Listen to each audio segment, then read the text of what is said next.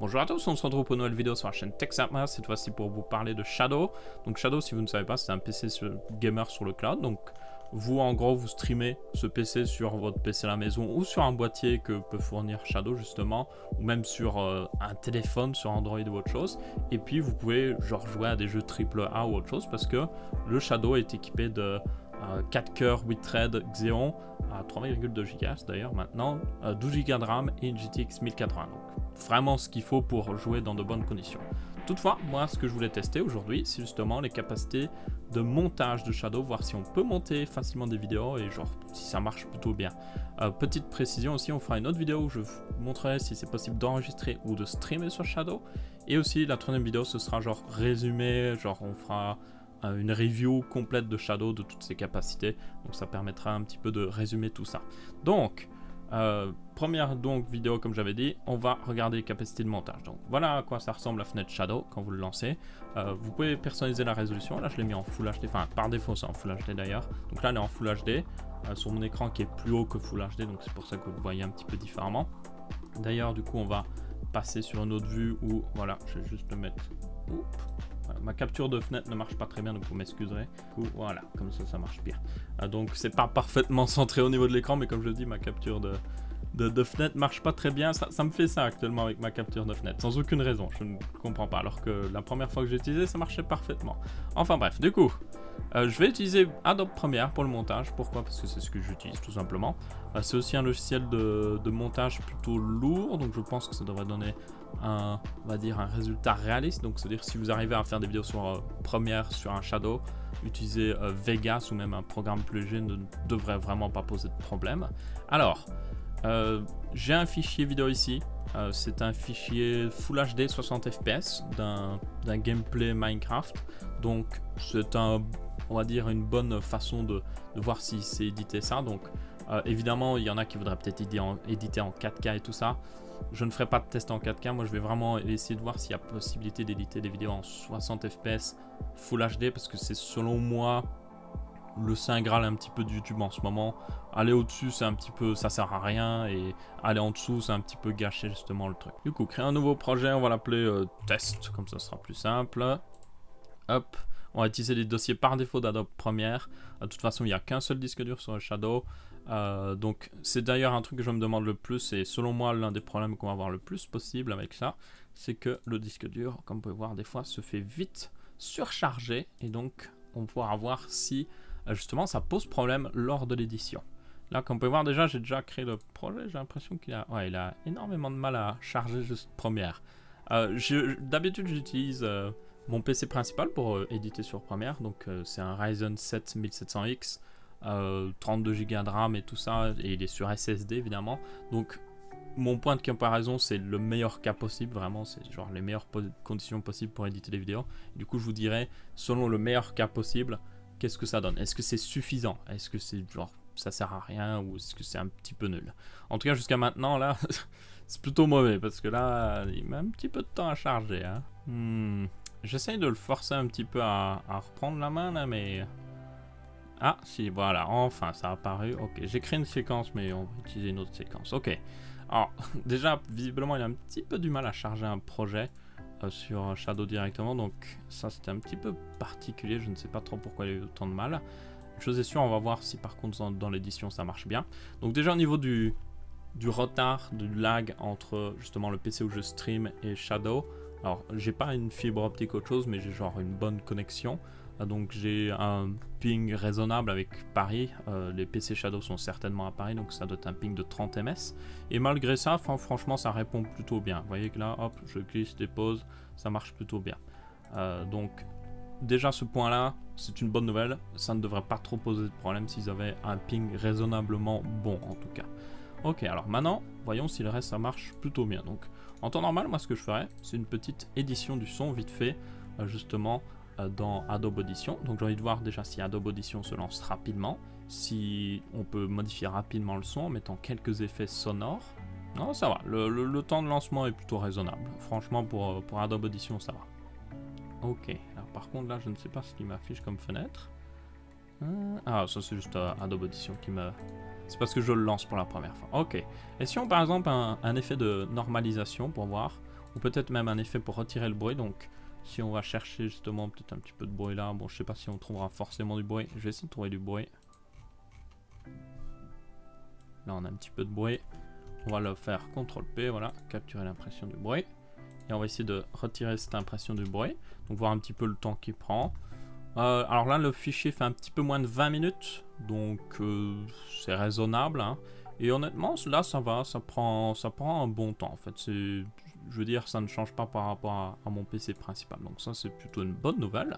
Ensuite on va essayer de normaliser le son, donc le mettre à un certain niveau, donc je vais le normaliser en dB à moins 14 dB exactement, bim. Encore une fois ça va encore au niveau rapidité tout ça. Et puis on va essayer quelques effets rapides. Alors il y a des effets préconfigurés tout ça. Nous allons juste rajouter peut-être un effet d'augmentation. Oh non, essayons des effets plus conséquents, voir s'il a peut-être du mal ou autre chose. Alors, hop, je vais essayer d'appliquer l'effet pour voir un petit peu. Oh, franchement, pour un fichier de 20 minutes, vous voyez que ça va plutôt vite en réalité. Donc, franchement, au niveau de l'édition du son, ça semble plutôt bien fonctionner. Alors, je vais annuler l'effet de normalisation. Je vais remettre le fichier sonore comme il était. Je vais juste enlever le bruit. Parce que là, on a confirmé que ça marche plutôt bien, même avec des effets assez lourds. Maintenant, est-ce que ça marche plutôt bien d'éditer justement la vidéo? Alors, première chose que je vois, c'est que le scrubbing, donc le scrubbing, c'est quand vous allez sur la timeline, est plutôt lent. Même sacrément lent. Vous voyez que alors, je clique là. Le clic là, vous voyez, c'est toujours la même image. Il faut un petit temps pour qu'il génère l'image. On est à 1,5 pour le moment, donc ça veut dire qu'on est à la moitié de la résolution d'origine du fichier, donc la moitié de Full HD. On va essayer de passer à un quart pour voir si ça marche un petit peu mieux, mais voilà, ça prend toujours du temps. Donc ça, c'est déjà un gros problème pour éditer. Si vous ne pouvez pas éditer à vitesse maximum, ça peut justement poser pas mal de problèmes. Donc là, pour ceux qui auraient besoin de faire de l'édition précise et qui doivent vraiment faire du scrubbing rapidement, aller chercher un bout de vidéo, là c'est franchement déjà mal parti. Maintenant, voyons si on arrive à quand même éditer, genre si je mets genre play, est-ce que ça se joue? Ouais, vous voyez là ça se joue quand même bien. Donc là, même si le scrubbing n'est pas parfait, visiblement juste faire du playback semble fonctionner. Donc il y a toujours moyen d'éditer. Je pars du principe que il y a des gens évidemment qui veulent du haut niveau d'édition et puis il y a des personnes qui veulent juste que genre ça se joue à peu près normalement. Donc on va essayer de voir si ça se joue à peu près normalement justement. Alors je vais couper le son pour éviter de me perturber, m'entendre en double, sinon ça va être très perturbant. Alors essayons de play. Donc là j'ai mis à 1,5. Je pense que 1,5 c'est ce qu'on peut demander. Intégral c'est genre ce serait bien mais il n'y a pas forcément besoin. On va quand même essayer en intégral. Donc là, c'est du vraiment Full HD 60 fps. Et ça marche plutôt bien. Ça suit. Et vous pouvez voir que quand j'appuie sur Play, tout bouge à peu près normalement. On voit la torche bouger là. Donc ouais, ça marche plutôt bien ici. Maintenant, essayons de voir un petit peu les trucs d'édition plutôt traditionnels qu'on utiliserait en temps normal s'ils marchent bien justement. Donc on pourra avoir par exemple couper la vidéo, donc vous voyez encore une fois le scrubbing a un petit peu du mal à suivre, donc ça c'est un petit peu dommage. Couper la vidéo marche plutôt bien, on a les différents raccourcis, donc là si j'envoie là, ouais ça répond bien là à ce niveau là, donc ça c'est plutôt bon. Encore une fois le playback fonctionne directement, donc ça c'est quand même une bonne nouvelle, même si le scrubbing a un petit peu de mal. Je tiens à préciser que le fichier est en local, donc il ne devrait pas avoir trop de problèmes à ce niveau là.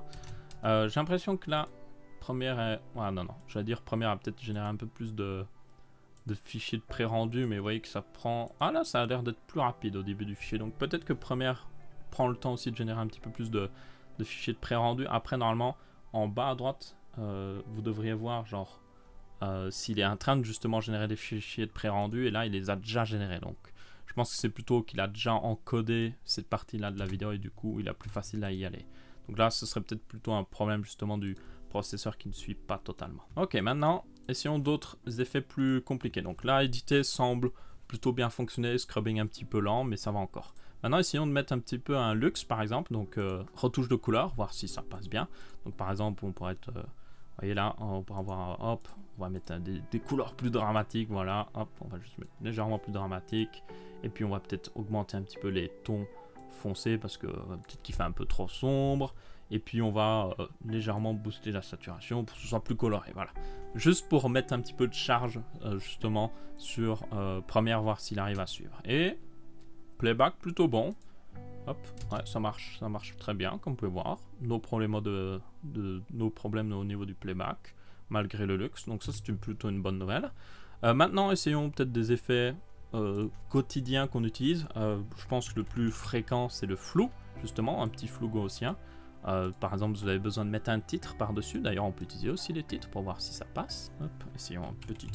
Écrivons SLT, et puis on va mettre genre une petite ombre et tout ça. Voilà, on va mettre en grand. Bon, au niveau des titres, ça marche plutôt bien. Bon, la fenêtre des titres est toujours trop petite selon moi dans Premiere, mais bon, ça a toujours été le problème de Premiere. Ok. Ça a l'air de plutôt bien fonctionner. Ouais, on va la mettre là. Hop. On va la reprendre dans le projet. Et on va la mettre par-dessus, voilà. SLT, hop. No Problemo au niveau du playback, ça marche bien. No Problemo, il arrive à gérer ça. Maintenant, essayons de voir, par exemple, si je mets mon SLT à l'écran, peut-être que je voudrais mettre un flou derrière pour éviter que les gens soient distraits justement par le fait qu'il y ait quelque chose derrière le texte. Donc là, on va mettre un flou assez conséquent. On va voir si, par exemple, voilà, le playback marche plutôt bien. On va aller un petit peu plus loin. Hop. Voilà. Prend un petit peu de temps des fois quand même au niveau du scrubbing, comme je dis, c'est selon moi le point négatif jusqu'à maintenant. Et on va voir, voilà, je suis mort bêtement si vous n'avez pas vu le dernier épisode de Pixelmon sur ma chaîne principale, mais bon, c'est pas grave. Et là normalement voilà, le SLT passe, nickel, aucun problème. Peut-être les transitions aussi maintenant qu'on pourrait tester. On pourrait tester transitions, les translations justement, donc ça c'est des transitions qui font défiler carrément l'écran. Translation, voilà, là ici, hop, on va la mettre bien comme il faut, on va faire peut-être défiler du haut, voilà, juste pour tester. Et ouais, bah là il a eu un petit temps de réponse hein, quand même. J'ai appuyé sur play, donc là j'appuie sur play. Alors si on appuie plus longtemps à l'avance, avec il y a un petit hiccup là, genre c'est pas, là ça va, c'était fluide, mais la dernière fois que je l'ai fait là, j'essaye plusieurs fois d'affilée voir un petit peu si ça passe mieux. Ça va encore, mais pas totalement parfait à ce niveau-là. Mais bon, pour la plupart des gens, ça passera encore. Franchement, il n'y aurait pas trop de problème. Ok, donc ça marche plutôt bien. On pourrait essayer des effets plus complexes. Par exemple, peut-être un masquage. Ça, ce serait quelque chose qui arriverait très fortement à beaucoup de gens. Genre, si vous voulez rajouter votre caméra, vous avez un fond vert. Ce serait quelque chose que vous utiliserez totalement. Bon, j'ai pas de fond vert ici sur cette vidéo-là. Donc, on va juste faire un masquage sur une certaine couleur, genre sur le ciel, par exemple, afin de voir si ça marche plutôt bien. Du coup, tolérance, on l'augmente. Et ah ouais, là, il a eu du mal à calculer. Hein. Comme vous pouvez voir, il a du mal. Hop, on va mettre ça, on va mettre un petit contour plus fluide. Non, voilà, on va faire le lissage. Voilà, hop, un petit peu de lissage. Et on va voir si, hop, il arrive à jouer. On va mettre même du texte par-dessus, voir un petit peu. Voilà. Là, on le sent, il a beaucoup plus de mal. Donc, par exemple, un effet de masquage pareil, moi, sur mon PC principal, n'aurait aucun problème. Donc là, vous voyez, pas totalement parfait. On voit même, d'ailleurs, on peut regarder un petit peu l'utilisation du processeur pendant ce temps-là. Donc, on va le mettre juste à gauche et on va mettre le premier à droite, qui va, du coup, être beaucoup plus petit. Mais bon, c'est pas trop grave, on va augmenter la taille. Et on va juste voir un petit peu l'utilisation du CPU pendant ce temps-là, voir si ce serait pas ça, justement, qui pose problème. Ouais. 50%, 40%. Vous voyez là sur du... Là c'est juste l'effet de flou, ça va, ça passe. Maintenant si on passe là où il y a le masquage. Ouais. 80, 90%, 100% de CPU. Voilà ce qui semble être vraiment le bottleneck, on peut littéralement le dire. Donc le point de faiblesse justement. D'ailleurs un autre truc que je vois qui me surprend, c'est que le processeur fonctionne à 2,1 GHz alors que... Ah! Oh là là! Ah, ça c'est une surprise. Je n'ai plus le même Xeon que j'avais la dernière fois que j'avais testé. Donc j'ai eu un problème avec mon Shadow en fait, et je l'ai fait reset.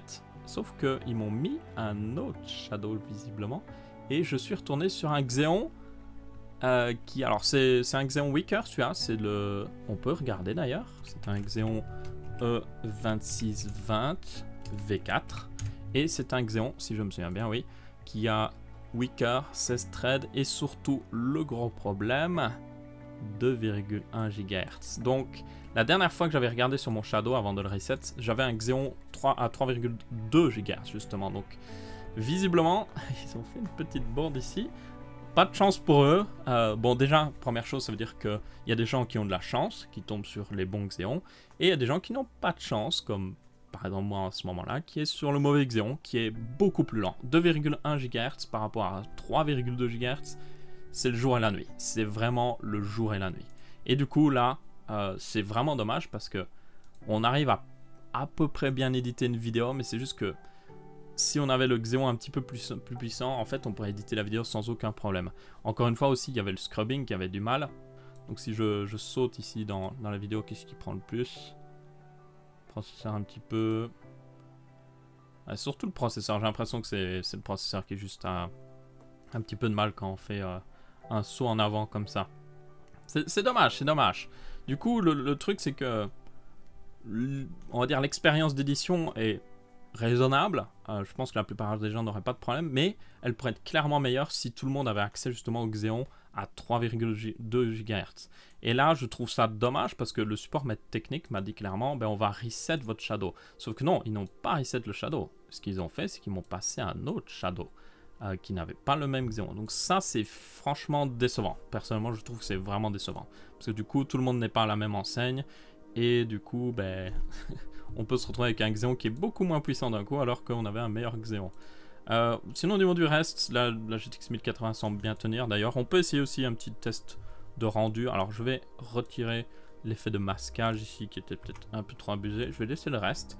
On va essayer un petit test de rendu en Full HD, voir un petit peu le temps moyen qu'il va prendre. Donc on va hop, faire en H264. YouTube 1080p, voilà.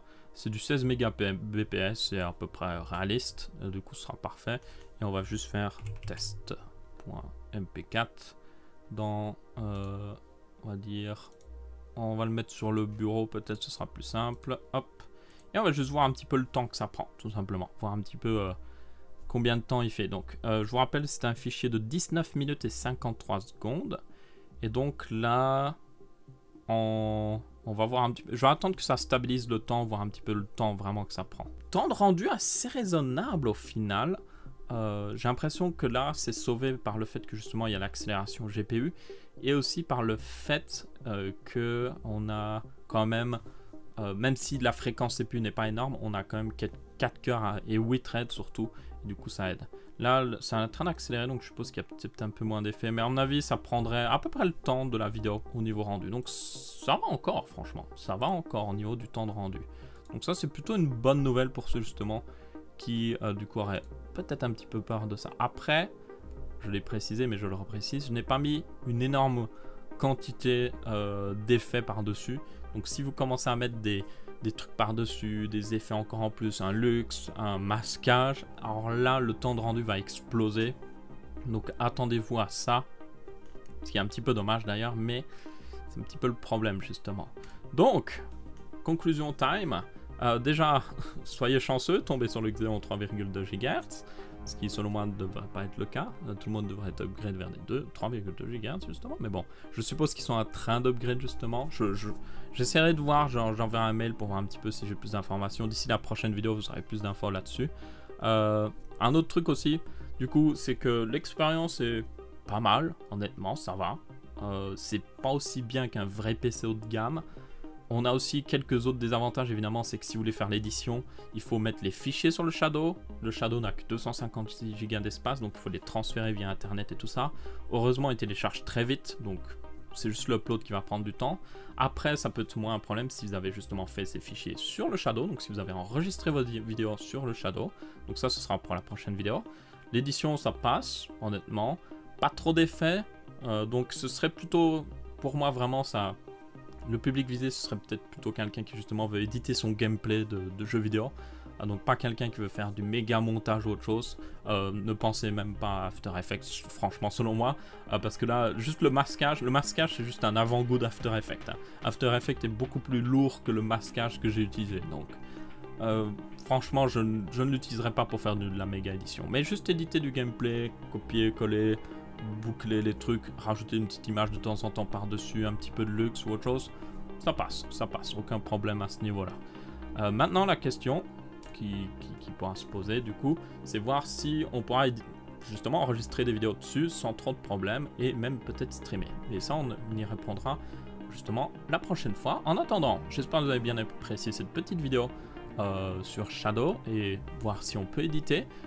Encore une fois, merci à tous d'avoir regardé. N'hésitez pas à laisser votre avis, que ce soit en pouce bleu, pouce rouge en commentaire. Si vous avez le moins de questions ou autre chose par rapport à Shadow, mettez-les dans les commentaires maintenant. Comme ça, je pourrai y répondre dans les futures vidéos. Comme ça, je pourrai préparer. Si vous avez des choses que je veux tester, enfin, vous voulez que je teste, n'hésitez pas à me le dire. Et du coup, je vous dirai aussi par rapport à l'histoire d'Exion d'ici la prochaine vidéo. D'ailleurs, un autre truc que j'avais oublié de vite fait préciser, le stockage ne semble pas être le plus rapide sur Shadow. Donc, je pense que le cache première est aussi ralenti par ça, très honnêtement. Après là, le point principal de ralentissement semble être le processeur. Enfin bref, merci à tous et on se retrouve pour une prochaine vidéo. Ciao ciao!